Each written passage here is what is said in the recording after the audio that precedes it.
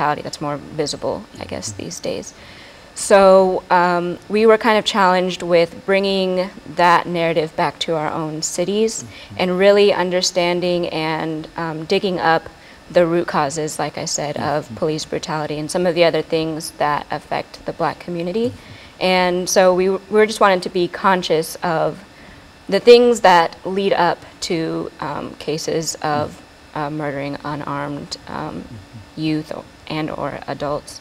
And that's not isolated to a single place like Ferguson, that there are things that happen in cities all over the world, really, that can be addressed proactively before things like that happen. And so in a real sense, I think, Pastor Walker, what we've said in reference to this movement is that this movement might have a new name, but this is not a new movement, because there has always been protests against the deprivation and the killing of African Americans and the killing of, and when you look back into the history. But I think that what they've done with this organization is to sort of highlight that, to make people know that this did not just start with the shooting of this person, but this has been going on, even though it might have been under a new name. Ida B. Wells, when she talked about lynching and et cetera, Black Lives Mattered in 1920, or before the end of the Civil War and et cetera. And so I think that that is all part of the African American culture and the response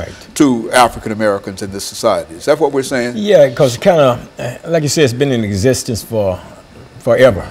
You can say, you know, you can take this thing all the way back to slavery, and proving right there that Black lives really didn't matter in terms of it as being a life. It mattered in terms of being a more of a commodity or a means to an end. But you know, when of course when slavery was abolished and everything like that, then there was actually really no further use for the Black man, especially in America, because they were no longer needed to produce the financial resources and the things that was necessary to keep this country flowing in various areas. So the lives didn't really matter. So it's been going on for years, but when you got the advent of social media to begin to, you know, the internet and social media, it makes everything seem to be a little smaller, brings the world closer together, and then you're able to see something in Nashville, Tennessee. You're able to sit in Nashville, Tennessee, and to visualize something that's taking place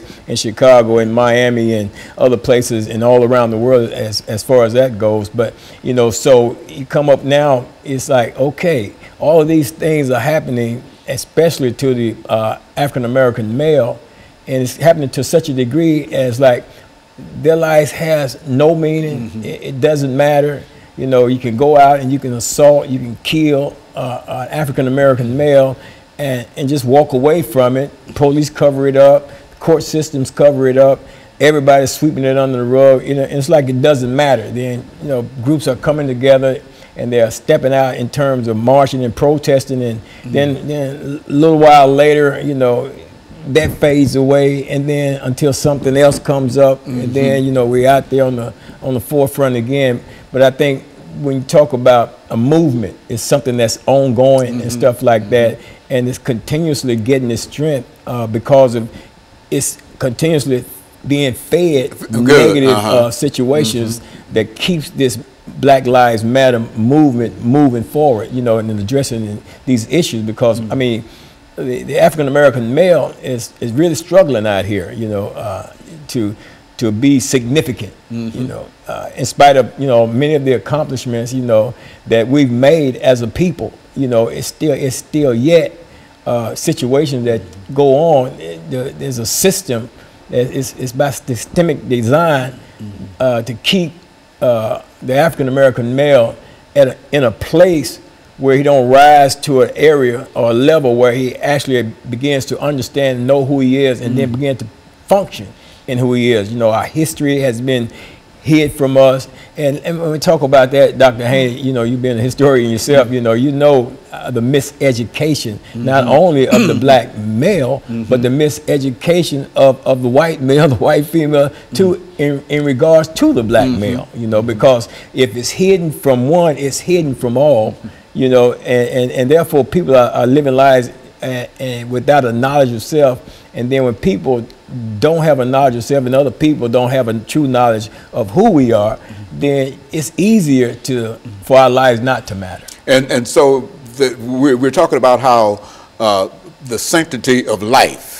among African American males in a real sense, because I think when you look back into history, as you've already indicated, you see that the lynchings, the burnings, and all of those things that were happening in reference to it, they might not be as pronounced now, but in a real sense, they still do occur, you see. And I think that Ms. Gilliard and others who are involved in this Black Lives Matter movement are serving a real purpose in terms of keeping many of these things in front of us and making us aware that this didn't start just today, but it started a long time ago, but it's still going on today. Absolutely. And so I think that, and so what we'll do, we'll take this second commercial break, and then we'll come back and we'll end the show. We'll be back with our audience following this very, very short commercial break.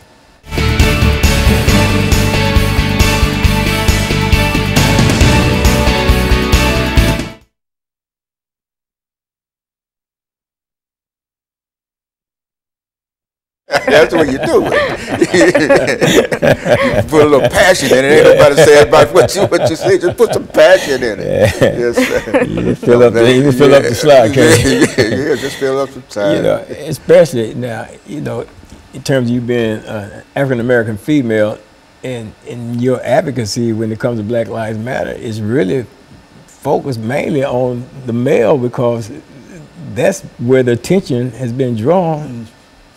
That is, I guess that's a public perception, but Black Lives Matter as a network is focused on centering the woman in leadership. Just talk about women involved. Make us know that, you know, this, and that's what I was thinking about when we thought in terms of bringing a male in.